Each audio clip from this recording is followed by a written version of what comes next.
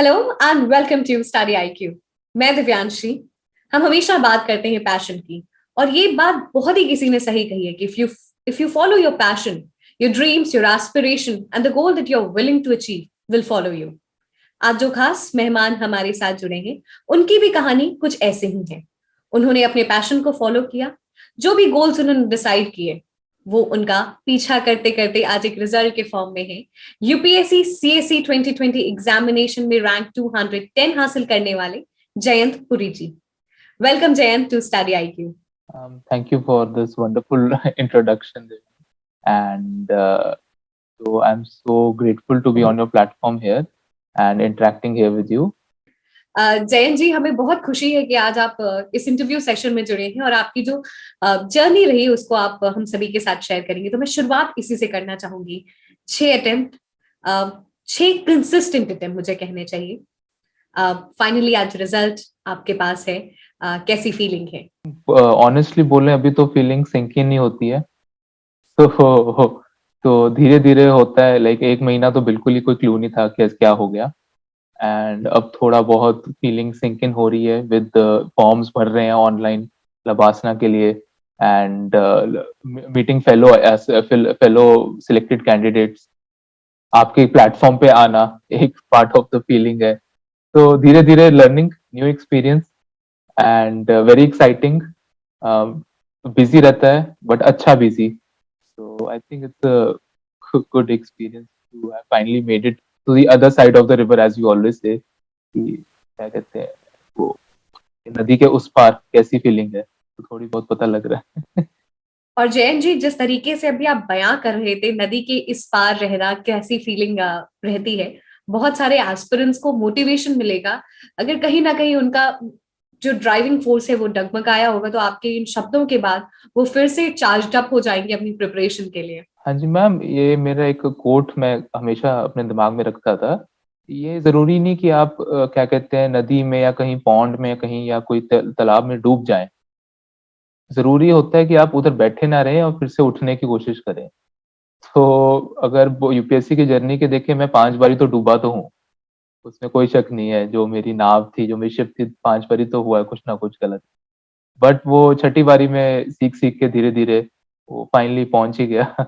तो I think ये एक इम्पोर्टेंट लर्निंग है विच आई फील मैं बाकी जिंदगी भर भी आगे लेके चलूंगा। कि कोशिश करते रहें तो अपने आप को इम्प्रूव करते रहें, तो उस पार जरूर वो आ सकते हैं। जयंत जी, जो आपके 6 अटेम्प्ट की जर्नी हम हमें बात कर रहे, मैं चाहती हूँ उसको आप अपने शब्दों में हम सभी के साथ शेयर करें। सो मैम, मैंने 2013 में ग्रेजुएट करा आईआईटी पटना से, एंड इन जुलाई मैंने हीरो मोटोकॉर्प ज्वाइन करी थी। तो मेरा क्या कैंपस प्लेसमेंट हो गया था। बट मैंने तैयारी 2012 में ही शुरू कर दी थी यूपीएससी की। तो बट एक अपॉर्चुनिटी मिली कि जॉब की, हीरो मोटोकॉर्प इतनी अच्छी कंपनी है, तो मैंने कहा ज्वाइन करके देखते हैं, प्राइवेट सेक्टर का भी थोड़ा मतलब अवेयरनेस हो तो ज़्यादा अच्छा रहेगा। तो अराउंड 5-6 महीने करा जॉब, एंड पढ़ा प्रिपरेशन और जॉब एक साथ हो नहीं पाया मेरे से। तो दिसंबर में मैंने डिसीजन लिया कि अब फुल टाइम प्रिपरेशन करते हैं। अगस्त में पेपर था 2014 में, तो मेरा फर्स्ट अटेम्प्ट 2014 में था, एंड उस साल मेरा प्रीलिम्स क्लियर हुआ, बहुत खुश हुआ था। एंड फिर उसके बाद 2014 में फिर मेंस में नहीं हुआ, फिर 15 में भी सेम कहानी, 16 में भी, 17 में भी, 18 में मैंने ब्रेक लिया था, फिर 19 में एंड 2020 में हो गया। तो इस जर्नी में ये एक ज़रूर बात है कि मेरा एक सॉर्ट ऑफ इम्प्रूवमेंट हुआ है, जो एक one of the biggest reason है कि मैं कंटिन्यू कर पाया। ये इम्प्रूवमेंट मैडम अराउंड 2016 जो मैंने अटेम्प्ट दिया था, एंड फिर 2017 में अटेम्प्ट दिया था। तो उस टाइम जो 2017 का अटेम्प्ट मेरा था कि होगा होगा, नहीं होगा तो कुछ और देखते हैं। बट ऐसा हुआ कि 2017 और 16 के अटेम्प्ट में मेरा 100 मार्क्स का जंप रहा। तो 2014, 15, 16 मैं अराउंड 130 मार्क्स कट ऑफ से पीछे रहता था हमेशा मेंस में। बट इन 2017 कुछ चेंजेस करे, काफी चेंजेस करे इनफैक्ट। तो उस साल मेरा 100 मार्क्स का जंप हो गया और 30 मार्क्स मैं कट ऑफ के पीछे था। तो कुछ चीजें समझ में आने लगी कि कहाँ गलती हो रही है। तो मैंने सोचा 2018 में ब्रेक लेके उन गलतियों को उन कमियों को थोड़ा मतलब कि कवर अप करा जाए। फिर 2019 में 21 मार्क्स से रहा और इस बार 2020 में मैं कट ऑफ से अराउंड 60 मार्क्स ऊपर ही हूँ। तो वो थोड़ा एक कंसिस्टेंट इम्प्रूवमेंट जो मैंने देखा अपने मेंस की प्रिपरेशन में, उस वो आई थिंक ये जो 6 अटेम्प्ट्स हैं, वो एक मेजर हाइलाइट होता है कि ये इम्प्रूवमेंट, इसी के कारण आई थिंक मुझे मोटिवेशन और फीडबैक अच्छा मिलता रहा कि मैं आगे एक और अटेम्प्ट देख लेता हूँ। जयंत जी, आपने अपनी जर्नी के बारे में बताया कि 2013 में आईआईटी पटना से ग्रेजुएट होने के बाद you are working in Hero MotoCorp. अब 6 अटेम्प्ट तक कंसिस्टेंट रहना इस एग्जामिनेशन के लिए क्या ड्राइविंग फोर्स था, अगर हम आपकी बात करें तो? Ma'am driving force as such एक नहीं होता, बहुत पीछे काफी ड्राइविंग फोर्स हो जाते हैं। तो जो इनिशियली स्टार्टिंग करी थी तैयारी, तो वो तो था कि मतलब कि अब थोड़ा था कि कुछ करना है जिंदगी में, एक चाहत होती है कि कुछ करना है, कुछ नाम कमाना कह ले सकते हैं या कुछ एक रहा है, एक इम्पॉर्टेंट फिलॉसफी मेरी रहा है कि देखिए अब लिमिटेड टाइम है हमारे पास जिसमें आप प्रोडक्टिव हो सकते हो। तो उस टाइम में हम अगर आएंगे, अगर एक्स टाइम पे वाई टाइम पे चले जाएंगे। तो मेरा था कि जब मैं आऊँ, जहाँ भी जाऊँ, कोई भी ऑर्गेनाइजेशन ज्वाइन करूँ, कोई भी कुछ करूँ सोसाइटी में पार्ट, जब मैं वाई पे निकलूँ तो मैं जब पीछे देखूँ तो लगे कि कुछ, हाँ, कुछ पॉजिटिव देके गए हैं। तो एक ये मेजर फिलॉसफी तो रही ही है। दूसरी थी मैम एक प्रिपरेशन के टाइम इम्प्रूवमेंट हो रहा था और एक यूपीएससी एग्जामिनेशन एक इटसेल्फ एक चैलेंज हो गया मेरे लिए कि ये इसको करके ही दिखाना है, इसको क्लियर करना ही है। तो एक ज़िद कह लीजिए या एक डिटर्मिनेशन कह लीजिए, कोई भी नाम दीजिए, और इम्प्रूवमेंट भी हो रही थी। तो मुझे लगा कि मैं कर सकता हूँ ये, हमेशा एक बिलीव था कि हो सकता है, राइट अमाउंट ऑफ एफर्ट हो जाए, थोड़ी स्ट्रैटेजी ठीक-ठाक हो जाए, कुछ फैक्टर्स हो जाए। बाकी मैम फ्रेंड्स और फैमिली का सपोर्ट तो काफ़ी रहता है, उसके बगैर ये कुछ पॉसिबल नहीं है।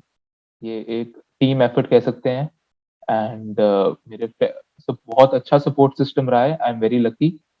तो आई थिंक मैम ये कंसिस्टेंसी में मैम ये फैक्टर्स बहुत होते हैं, बोथ इंटरनल और एक्सटर्नल भी। ये तो आपने 6 अटेम्प्ट की जो जर्नी रही उसको हमारे साथ शेयर किया। एक बहुत इंपॉर्टेंट एस्पेक्ट जो एग्जामिनेशन का है वो है ऑप्शनल। हर अटेम्प्ट में, हर पूरे 6 अटेम्प्ट्स में आपके जो ऑप्शनल रहा है वो है पब्लिक एडमिनिस्ट्रेशन। कई बार ऐसा होता है कि अगर क्लियर नहीं हो रहा है 2-3 अटेम्प्ट बाद, लोग अपने ऑप्शनल चेंज कर देते हैं। आपने अपने ऑप्शनल चेंज करने का कभी ख्याल आपके मन में आया?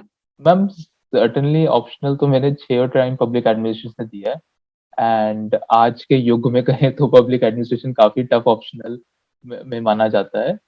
बट मैम एक बारी ऐसा था कि हाँ, एक दो बारी ज़रूर लगा कि ऑप्शन चेंज करके देखी जा सकता है। इनफैक्ट फिज़िक्स का ऑप्शन मैंने सोचा था 2018 अटेम्प्ट में, जब जिस साल मैंने ब्रेक ली थी, बट नहीं हुआ। बट फिर उसके बाद ये हुआ कि मैं एक बिलीव था, एक कमिटमेंट सी होगी। जैसे कि अगर कोई फ्रेंड पूछता था कि आप ऑप्शनल क्यों नहीं चेंज करके देखते? मैं कहा अब ये ऑप्शनल में अब ऐसा है कि जैसे कि आप समझ लें मैरिज हो गई है मेरी ऑप्शनल में। तो इसको जैसे मर्ज़ी करके चलाना है। चाहे मैं कोई टीचर चेंज करूँ, चाहे कोई टेस्ट सीरीज़ चेंज करूँ, चाहे मैं कुछ और काउंसलिंग लूँ, कुछ भी करूँ, इससे काम बनाना पड़ेगा। एंड ये बिलीफ से मुझे लगता है कि मैं एक टाइम पे 130 मार्क्स आए थे पहले अटेम्प्ट में और इस बारी मेरे 256 मार्क्स आए हैं।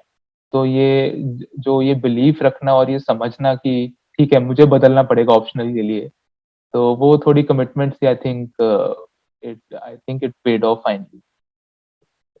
तो ma'am I think that is like करना पड़ जाता है कभी-कभी। कभी-कभी चीज़ें हाथ में नहीं होती। पहले अटेम्प्ट में 130 नंबर आए थे और 6 अटेम्प्ट में 256। तो ये जो जंप हुआ है, जो इंक्रीमेंट हुआ है, उसकी हम बात थोड़ा डिटेल में करना चाहेंगे कि क्या क्या चेंजेस आपने किए, और पब्लिक एडमिनिस्ट्रेशन अगर कोई ऑप्शनल अपना ऑप्ट कर रहा है तो उन्हें किस तरीके से स्ट्रैटेजी बनानी चाहिए? Yes ma'am. तो मैम अगर मैं देखूँ अपना, अगर पीछे देखूँ कि कैसे-कैसे क्या-क्या मार्क्स रहे, तो पहले 3 अटेम्प्ट्स में 130, 160, 190 थे। बट चौथे अटेम्प्ट में मेरे सीधा 258 मार्क्स आ गए। अराउंड 60 मार्क्स का 70 मार्क्स का जंप हो गया। एंड उसके बाद उसी लेवल पे रहा। उसके अगले साल 245 और इस साल 256, एंड जो आई थिंक एक डिसेंट स्कोर है इस बारी के हिसाब से। तो मैम अगर किसी ने पब्लिक एडमिनिस्ट्रेशन ऑप्शनल चूज़ करना है, पहली मोस्ट इम्पोर्टेंट बात है कि उसको लाइटली मत लें। कभी-कभी ऑप्शन को लगता है कि ये ह्यूमैनिटीज़ का है ऑप्शनल एंड लगता है इसके अंदर कम पढ़ना पड़ेगा, 3 महीने पढ़ना पड़ेगा, 4 महीने पढ़ना पड़ेगा। कोई साइंस के ऑप्शनल की तरह नहीं है या कोई मेडिकल साइंस के ऑप्शनल की तरह नहीं है या लिटरेचर या और जो ऑप्शनल कहे जाते हैं कि 1-2 साल लग जाता है प्रिपेयर करने में। तो इसको अगर मैं सही में सोचा जाए तो 1 साल तो लगता ही है, क्योंकि इसमें कॉम्पिटिशन है, इसमें बहुत डेप्थ चाहिए, मार्क्स आसानी से नहीं मिलते। आपको टॉप 5% में आना ही है, एक उसके मतलब कि पूरे ऑप्शनल के अंदर। तो इसमें फर्स्ट थिंग है जो इसको लाइटली मत लीजिए। सेकंड इम्पोर्टेंट है कि सिलेबस का प्रिंट आउट निकाल लीजिए और word by word syllabus coverage बहुत ज़रूरी है इस ऑप्शनल के अंदर। क्योंकि कभी-कभी ऐसा होता है कि एक कोई क्वेश्चन बहुत आसान आ जाता है, जो नॉर्मली बुक्स में नहीं है वो टॉपिक कवर्ड। सो वो बहुत ज़रूरी है कि आपका अच्छी तरह हर word by word topic cover हो। थर्ड इम्पोर्टेंट आता है कि आप फिर नॉलेज गैदरिंग। नॉलेज गैदरिंग ये आप इससे कर सकते हैं जैसे अभी बताया मैंने। और अनदर एस्पेक्ट ऑफ नॉलेज को गैदर करने का है कि जो बुक लिस्ट है, तो जैसे पब्लिक एडमिनिस्ट्रेशन की है प्रसाद एंड प्रसाद, मोहित भट्टाचार्य, रमेश अरोड़ा एंड फिर इसकी Sharma and Sadhana for some topics and और कुछ स्पेसिफिक टॉपिक्स के लिए कुछ किताबें हैं वो एंड सेकंड एआरसी रिपोर्ट। तो ये जो बुक लिस्ट कही गई है इनको एक बारी पढ़ लें तो अच्छा ही है। एंड एक बारी ये हो गया नॉलेज का एस्पेक्ट कवर हो गया, दूसरा आता है आपका आंसर राइटिंग का एस्पेक्ट, सॉरी तीसरा है आपका आंसर राइटिंग का एस्पेक्ट। वो भी बहुत ही इक्वली इम्पोर्टेंट है, स्पेशली आई थिंक ह्यूमैनिटीज में, जहाँ पर आपको आपकी राइटिंग स्किल से आपका देखिए वो होता है कि हीरे में चमक कितनी है। अब जितने मर्जी कैरेट का हीरा हो उसको जब तक चमक नहीं मिलेगी तो उसको अच्छा नहीं लगेगा। इवन जो सबसे बड़े डायमंड्स ढूंढे गए हैं आज तक, होप डायमंड कह लो, उसको भी थोड़ा पॉलिश करके उसको प्रेजेंटेबल करा गया है कि अच्छा लगे। वैसे ही मुझे लगता है आंसर राइटिंग का है, आपके पास नॉलेज आ जाए उसको एक बारी उसके बाद शाइनिंग और उसके बाद उसके ऊपर आपको उसको अच्छा प्रेजेंटेशन उसकी अच्छी होनी चाहिए। तो ये एस्पेक्ट है। एंड फाइनल एस्पेक्ट है स्ट्रैटेजी।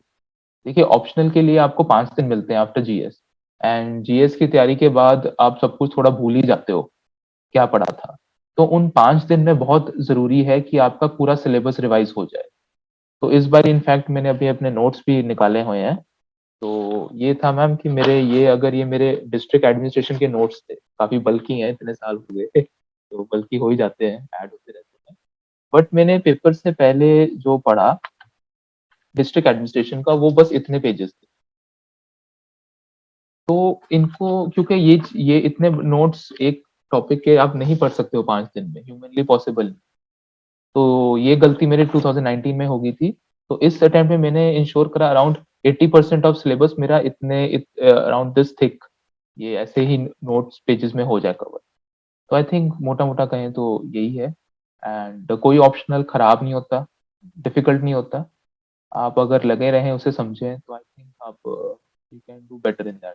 जयंत, आपने एक ऑप्शनल का एक इम्पॉर्टेंट पॉइंट आपने मेंशन किया कि पब्लिक एडमिनिस्ट्रेशन में कई बार ऐसे क्वेश्चंस आ जाते हैं जो कई स्टैंडर्ड बुक्स में नहीं है। उन पॉइंट्स को, उन सेक्शंस को कैसे कवर करना है? देखिए मैम, अगर बुक्स में नहीं है तो अगर आपने नहीं पढ़े हो तो किसी और ने भी नहीं पढ़े होंगे। तो सब everyone is in the same boat. तो उसमें आपका I think even prelims and GS में भी होता है आपकी सर्वाइवल इंस्टिंक्ट क्या है, आपको सर्वाइवल इंस्टिंक्ट क्या है, कैसे आप समझते हैं। देखिए एक सिंपल सा तरीका है, अगर आपको कुछ नहीं आता उस टॉपिक के बारे में थोड़ा बहुत लिखा है जो आपको आता है। तो मेरी स्ट्रैटेजी रही है कि हमने लाइक वो फेक नहीं करना आंसर में। तो उसमें ये होता है कि अगर आपको जैसे कि अब्राहम मैस्लो पे कोई क्वेश्चन आ गया और आपको बिल्कुल नहीं पता वो उस क्वेश्चन के बारे में, तो आप अब्राहम मैस्लो के बारे में थोड़ा बहुत और उसके बारे में टीचिंग्स कितनी है उनकी उनकी बुक्स है वगैरह, जितनी आपको बेसिक नॉलेज पता है वो लिख सकते हैं। दूसरी इंपॉर्टेंट बात है प्रीवियस ईयर क्वेश्चंस अगर देखेंगे तो उससे आपको एक फ्लेवर लग जाएगा क्वेश्चंस का, कि पब्लिक एडमिनिस्ट्रेशन में ये जरूरी हो गया है कि नॉलेज काफी नहीं, एप्लीकेशन ऑफ नॉलेज बहुत इंपॉर्टेंट है। जैसे कि अभी इस बार क्वेश्चन आया था लोकायुक्ता के बेस पेपर 2 में। तो लोकायुक्ता का क्वेश्चन जो था वो मतलब कि आपको नहीं इतना न्यूज में तो आया था बट काफी थोड़ा डिफिकल्ट था। तो उसमें आपको सोचना पड़ता है कि आपके जो पेपर 1 के कंसेप्ट हैं कैसे कर सकते हैं। फॉर एग्जाम्पल मैंने करा कि लोकायुक्ता एक नई इंस्टीट्यूशन है उसको गवर्नेंस का और एडमिनिस्ट्रेशन का जो अभी ढांचा बना हुआ है, उसमें इंटीग्रेट होने में समय लगेगा। तो उसमें थोड़ा वो नेचुरल प्रोसेस है, इंटीग्रेट होगा, एक सिस्टम सेट होगा, उसके बाद फिर लोकायुक्ता की परफॉर्मेंस एक्सपेक्टेड है कि बेटर हो जाएगी। तो ऐसे ही करके आपको उसी टाइम आपको सोचना पड़ेगा। As an administration public administration student आपकी वो सोच होनी चाहिए। तो मेरा कहना होता है कि हर ऑप्शनल की अपनी एक लैंग्वेज होती है, लाइक फ्रेंच होती है, इंग्लिश होती है, एंड जर्मन होती है, तेलुगु होती है, तमिल होती है। तो वो ऐसी कोई लैंग्वेज होती है हर ऑप्शनल की, वो लैंग्वेज पकड़नी बहुत जरूरी है। पब्लिक एडमिनिस्ट्रेशन की एक अपनी लैंग्वेज है, सोशियोलॉजी की एक अपनी लैंग्वेज है, तो वो पकड़नी बहुत जरूरी होती है, स्पेशली इन पेपर 2 इन ये सब्जेक्ट। जयंत जी ने एक बहुत इंपॉर्टेंट बात बताई कि जब हम पबैड ऑप्शनल के साथ जा रहे हैं तो जितना इंपॉर्टेंट है नॉलेज, उससे कई ज्यादा इंपॉर्टेंट है application of the knowledge. Jayant ji, आपने ये बात मेंशन की कि पबैड की जो आपकी लैंग्वेज है उसको पकड़ना बहुत जरूरी है, तो इसको थोड़ा सा आप अगर सभी दर्शकों के लिए, और जो पबैड के ऑप्शनल के जो एस्पिरेंट्स हैं जिन्होंने कैंडिडेट चूज किया है, उनके लिए काफी अच्छा होगा अगर आप इसे इलैबोरेट करें। तो मैम लैंग्वेज का होता है कि मेरा कहने का मतलब है कि आप पब्लिक एडमिनिस्ट्रेशन वाली टर्म्स यूज करें, जैसे इंटीग्रेशन, डिफरेंशिएशन, जो अब हमारे जो थिंकर हैं फेडरिक रिक्स ने यूज करी हैं, प्रिज्मेटिक सोसाइटी। तो ये चीजें, जैसे कि अगर क्वेश्चन आए कि समझ लिए कीजिए कि डिप्टी कमिश्नर के ऑफिस पे क्वेश्चन आए, तो उसमें आप फेडरिक्स का डाल सकते हैं कि इंडियन सोसाइटी अभी डेवलपिंग कंट्री है, तो इसमें अभी काफी फ्यूजन है, तो प्रिज्मेटिक सोसाइटी कह सकते हैं कुछ हद तक, and we are moving towards differentiation and integration. तो वो आपको एक चश्मा लगा दो या कुछ लैंग्वेज लगा दो, वो आई थिंक ऑप्शनल की लैंग्वेज लगानी जरूरी है। एंड जैसे कि ये क्वेश्चन पहले आया था कि इस पे आया था कि इंटरनल सिक्योरिटी और जो एजेंसीज हैं और डिफेंस, मिनिस्ट्री ऑफ डिफेंस और मिनिस्ट्री ऑफ होम अफेयर्स के रिलेटेड क्वेश्चन आया था। तो उसमें आप जनरल सिक्योरिटी और जनरल जो जीएस की नॉलेज है वो नहीं डाल सकते हैं, वो डालनी जरूरी है, बट उसको यूपीएससी के फ्लेवर में। जैसे कि अगर दो इंस्टीट्यूशंस हैं, से ministry of defence and ministry of home affairs, और वो डील एक ही चीज को कर रही हैं, सिक्योरिटी मेनली टेररिज्म को अगर डील कर रही हैं, तो उनमें एक कोऑर्डिनेशन होना चाहिए, जो एक पबैड का टर्म है। एक उनमें एक प्लेटफॉर्म होना चाहिए जहां वो क्या कहते हैं इंटरेक्ट कर पाए, कम्युनिकेशन फ्लो होना चाहिए अच्छा। सो ये एक पबैड का टर्म आप यूज कर सकते हैं। और अगर और सोचूं मैं, उसमें एक चेन ऑफ कमांड होना चाहिए, जो लाइन एंड स्टाफ है एक होना चाहिए, जैसे कि एनएसए है, वो एक फोरम बन जाता है जिसमें कोऑर्डिनेशन पॉसिबल है। फिर आप देख सकते हैं इन ऑर्गेनाइजेशन के बाकी ऑर्गेनाइजेशन से कैसे इंटरेक्शन होगी, लाइक इन मिनिस्ट्रीज की सर्विसेज से कैसे इंटरेक्शन होगी, या agencies like national intelligence agency से कैसे इंटरेक्शन होगी, कितना इंडिपेंडेंस देना है, कितनी ऑटोनॉमी देनी है। पर्सनल पॉलिसी आप देख सकते हैं, अब हमें चाहिए जो लोग जिनको डिफेंस का भी एक्सपीरियंस हो और इंटरनल सिक्योरिटी का भी एक्सपीरियंस हो, तो एक आपको आपको स्किल इम्प्रूवमेंट की जरूरत होगी। तो आप धीरे धीरे अगर आप उस लाइंस पे सोचना शुरू कर देंगे, अपने आप ही कुछ ना कुछ निकल आएगा। तो वो मैं कहना चाहता हूँ लैंग्वेज। और तभी मैं कहता हूँ कि ऑप्शनल की तैयारी, चाहे सिलेबस कम हो, 3-4 महीने का ही सिलेबस हो, बट वो 3-4 महीने आपको उस लैंग्वेज या उस सोच में आने में लग जाते हैं, जिसमें आपकी answer writing, multiple readings, normal जो आपके करंट अफेयर्स आए हैं उनको कैसे पब्लिक एडमिनिस्ट्रेशन पर्सपेक्टिव लेना है, वो जरूरी है। इनफैक्ट अगर आप यूट्यूब पे किसी कोई मतलब कि रिटायर्ड ब्यूरोक्रेट या रिटायर्ड सिविल सर्वेंट क्या उनके व्यूज देखेंगे और उनकी कैसे सोच आ रही है, वो भी आई थिंक हेल्पफुल होता है। एंड एक Indian journal of public administration आती है, IGPA, Indian institute of public administration की, वो भी अच्छा है, उसमें भी काफी अच्छे आर्टिकल्स होते हैं जो कभी कभी कभी हेल्पफुल हो जाते हैं। बट आई थिंक आपको अगर आप खुद से देखना शुरू कर दें, क्योंकि क्वेश्चन अनएक्सपेक्टेड ही होते हैं मोस्टली, तो उसी टाइम आपको सोचना पड़ता है इन्हीं लाइन पे। ये तो बात हमने ऑप्शनल की कर ली और काफी डिटेल में हमने बात की कि पबैड की जो लैंग्वेज है उसको किस तरीके से समझना है, इस्तेमाल करना है, और जो सबसे इंपॉर्टेंट बात है कि आपको नॉलेज से ज्यादा एप्लीकेशन का इस्तेमाल है इस पर्टिकुलर ऑप्शनल में। जैन जी, आपने मेंशन किया था कि 6 अटेम्प्ट में आपने काफी प्रयोग किए हैं, काफी एक्सपेरिमेंट्स किए हैं, किस तरीके से आंसर लिखना है, अलग अलग टेक्निक्स का यूज किया। तो मैं चाहती हूँ जो टेक्निक्स आपने यूज किया, जिस तरीके से आप इवॉल्व हुए एग्जामिनेशन के नेचर के हिसाब से, वो हमारे साथ बताएं। मैम ये तो बहुत है, ये इनफैक्ट ये एकेडमिक भी नहीं है, इमोशनल और साइकोलॉजिकल और एटीट्यूडनल चेंजेस भी लाने पड़ते हैं। तो जैसे अगर अब अभी मैं सोचूं तो एक बड़ा चेंज जो मैंने लाया, मैंने अपनी हैंड राइटिंग चेंज कर ली थी 2017 अटेम्प्ट में, इस साल जंप हुआ है। तो मेरी राइटिंग हैंड राइटिंग मुझे बचपन से कहा जा रहा है बहुत खराब है। तो फाइनली क्या कहते हैं, 26-27 की उम्र आके मुझे वो शिक्षा, मतलब कि वो सोल्यूशन फाइंड करना था उस चैलेंज का, कि राइटिंग खराब है तो उसको ठीक किया जाए, क्योंकि अगर राइटिंग ही खराब है तो एग्जामिनर बेचारा क्यों उसकी जिंदगी परेशान करनी और खराब हैंड राइटिंग करके। तो फिर मेरा ये अभी एक एटीट्यूड रहा है कि एग्जामिनर की लाइफ आसान करोगे तो वो आपकी लाइफ काफी आसान कर सकते हैं। तो तभी एक उसमें प्रेजेंटेशन स्किल आ जाती है, तो उस पे काम करा। पहला काम हैंड राइटिंग चेंज करा, प्रेजेंटेशन पे काम करा काफी। एंड इस साल मैंने ऐसा एक काम करा था कि मैंने अपना थीम वाइज थोड़े वो तो मैं फैक्ट्स फिगर्स डालने से शाय होता था हमेशा आंसर्स में, पता नहीं क्यों। तो इस साल मैंने अलग से ही फैक्ट फिगर्स के ये, जैसे वो पबैट के छोटे नोट्स थे वैसे ही जीएस के भी बनाए थे, तो उनको मैंने मल्टीपल रीडिंग्स दी है। और ये इंश्योर करा है वो आंसर्स में मैं उन फैक्ट्स एंड फिगर्स को और डायग्राम्स या जो भी हैं, उनको वेट्स कह सकते हैं, स्टॉक पॉइंट्स कह सकते हैं, उनको यूज करूं। उससे आंसर में क्वालिटी आती है, क्योंकि मैम अभी जो पैटर्न है उस हिसाब से आपको एक एक मार्क्स के लिए फाइट करनी पड़ती है। तो एक एक मार्क के फाइट के लिए आपकी प्रेजेंटेशन, इंट्रोडक्शन, बॉडी कंक्लूजन और वेट्स का आ जाता है। थर्ड में इंपॉर्टेंट जो एस्पेक्ट मैं कहना चाहता हूँ, एक एटीट्यूडनल एस्पेक्ट। देखिए ma'am, it is very easy to say कि हमारे हाथ में नहीं चीज है और लक नहीं, खराब चल रहा है, ये चल रहा है, वो चल रहा है। तो मेरा जब भी कोई पूछता था कि आपके 4-5 अटेम्प्ट नहीं हुए, ये पेपर बहुत अनप्रिडिक्टेबल है, तो मैं कहता था, मैं क्या भाई, लक एक बार ही खराब होता है, 2 बार ही खराब होता है, 3 बार ही खराब होता है, मैं क्या 5 बार ही नहीं लक खराब हो सकता किसी का। तो इस ये मुझे ये था कि मैं कुछ मेरा कुछ मेरे अंदर कुछ कमियां होंगी या कोई फ्रीक्वेंसी मैच नहीं करी होगी पेपर से, तो मैं उसमें देखता हूँ कैसे हो सकता है। एंड फाइनली यही बात हुई। तो जीएस में मेरा हमेशा 20-20 मार्क्स अच्छे स्कोर से कम आ रहा था। इस साल मैंने चेंजेस लाए, मेनली आंसर राइटिंग में काफी इंप्रूवमेंट करने की कोशिश करी, फ्लो अपना अच्छा करा, प्रैक्टिस करी काफी, क्वेश्चन लिख के एक एक घंटा दिया उस हर क्वेश्चन पे कैसे इंप्रूवमेंट कर सकता हूँ। तो उससे मेरे 20-20, 15-15, 20 मार्क्स इस बार बढ़े बढ़े हैं थ्रू आउट द जीएस 1, 2, 3, 4।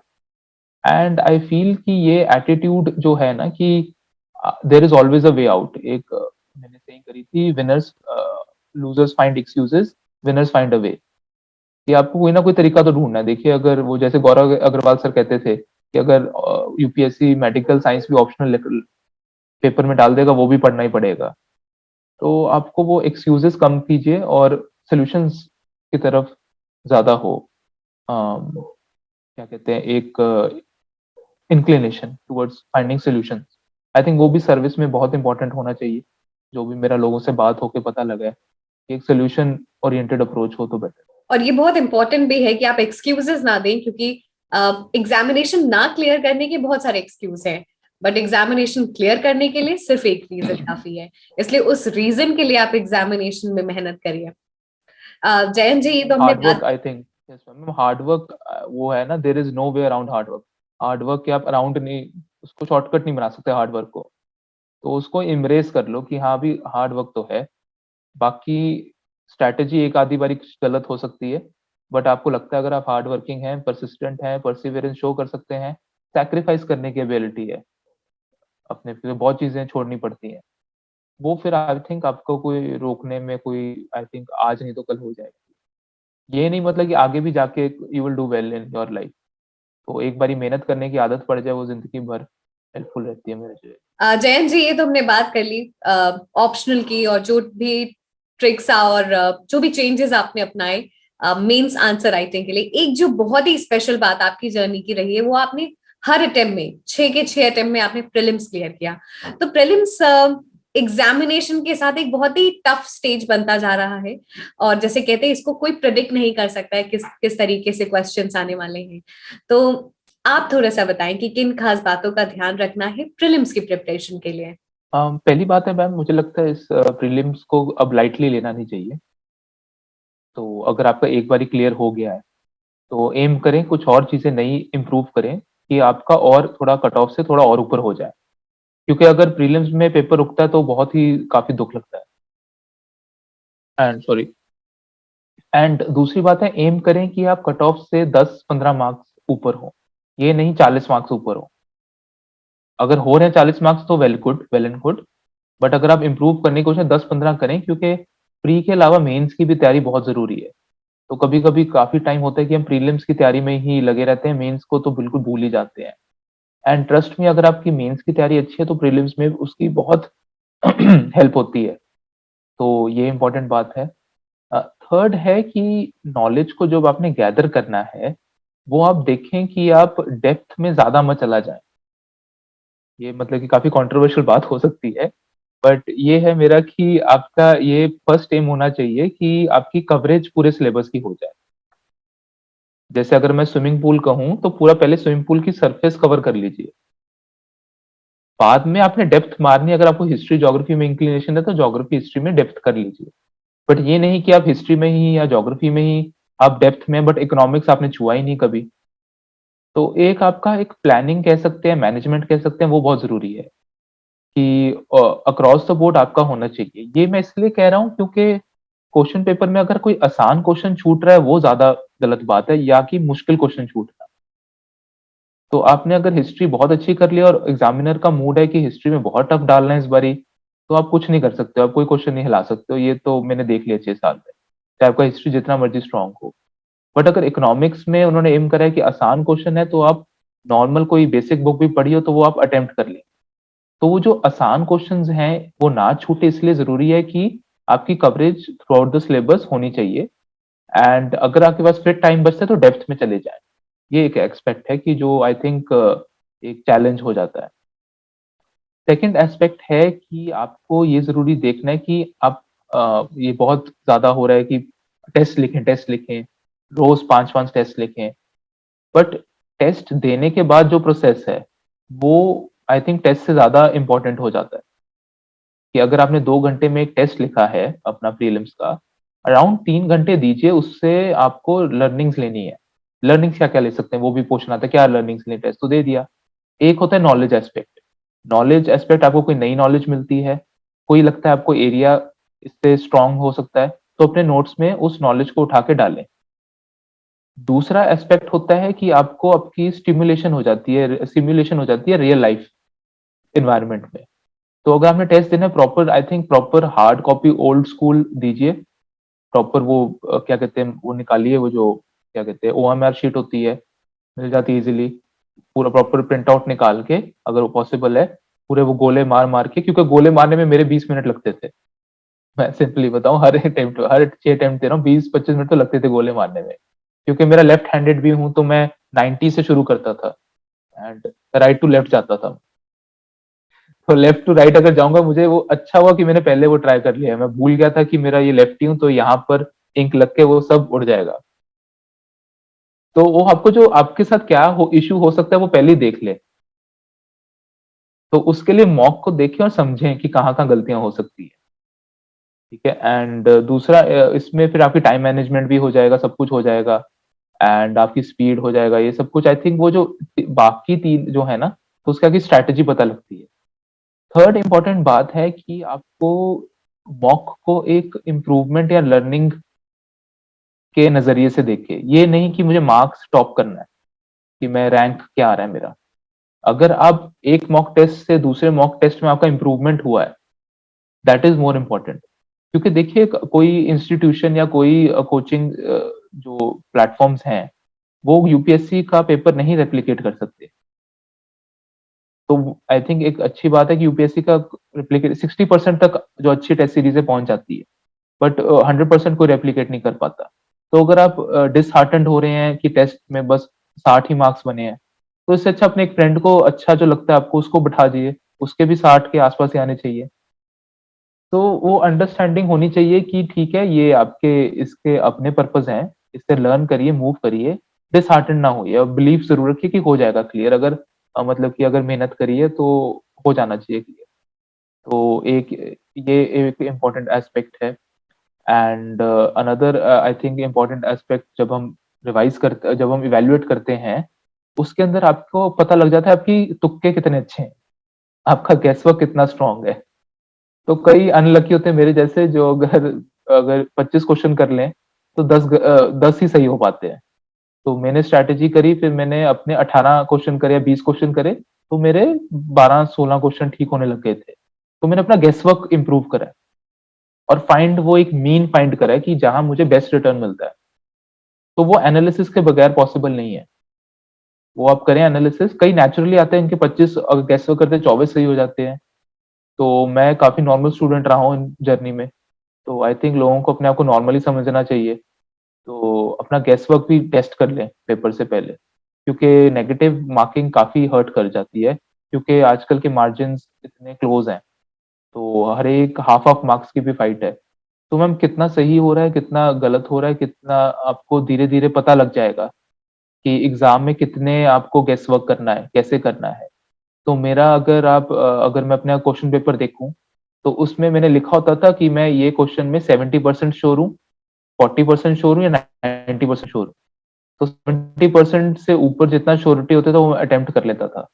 तो ये अपनी खुद की स्ट्रैटेजी होती है, आप अपना कोशिश करिए, खुद से पता लग जाएगा। एंड आई थिंक उसके कारण आपको काफी बेनिफिट्स मिलेंगे।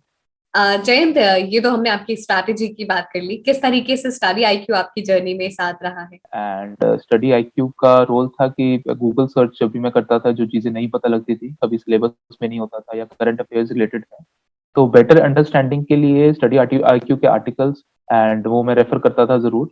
उससे मेरी बेटर अंडरस्टैंडिंग होती थी एंड काफी टाइम सेविंग भी हो जाता था, क्योंकि इजीली इंफॉर्मेशन कंसाइज फॉर्म में अवेलेबल होती थी। जयंत, हम सेशन के एंड में आ चुके हैं। आप कुछ फाइनल टिप्स देना चाहेंगे सभी एस्पिरेंट्स को, स्पेशली फर्स्ट टाइमर्स को, और जिन्होंने 3-4 अटेम्प्ट्स दे दिया है उनको भी? तो फॉर ऑल एस्पिरेंट्स मैं कहना चाहूंगा, देखिए, मेहनत कभी खराब नहीं जाती। हो ना हो अलग बात है, कुछ मतलब कि कईयों डिजर्विंग कैंडिडेट्स का नहीं होता, तो उसमें कुछ, बट ये मेरा अभी एक्सपीरियंस कहता है कि मेहनत कभी खराब नहीं जाती। तो आप मेहनत करिए, अपना जो आपने टाइम लिमिट रखा हुआ है इस प्रिपरेशन को या इस जर्नी को देने का, उसमें आपकी मेहनत की कमी नहीं होनी चाहिए। So I think that is there, and वो कभी ना कभी इट विल पे, आज नहीं तो call it will pay. And best है कि मेरा उनके लिए कहना है कि हर अटेम्प्ट को एक फ्रेश अटेम्प्ट देखें।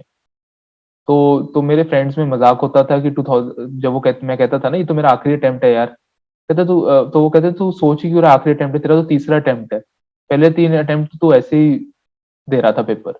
तो 17 में जब मेरा जंप हुआ, वो कहते तेरा तीसरा अटेम्प्ट है, ऐसी सोच, तीसरे अटेम्प्ट में सबका होता है। तो देख लो, मतलब कि ये कोई देख लो अपने आप को, या तो अपने को बेवकूफ बना लो या जो मर्जी कर लो, आपको पॉजिटिव रहना है, ठीक है।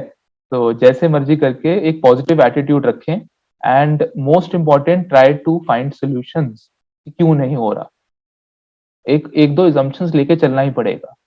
आपकी आंसर राइटिंग में इशू है, आपका ऑप्शनल वीक है, आपका एसए में इशू है, आपको यू हैव टू, मतलब कि आपको चीजें ढूंढनी पड़ेगी कहाँ कहाँ मार्क्स आप ग्रो कर सकते हो।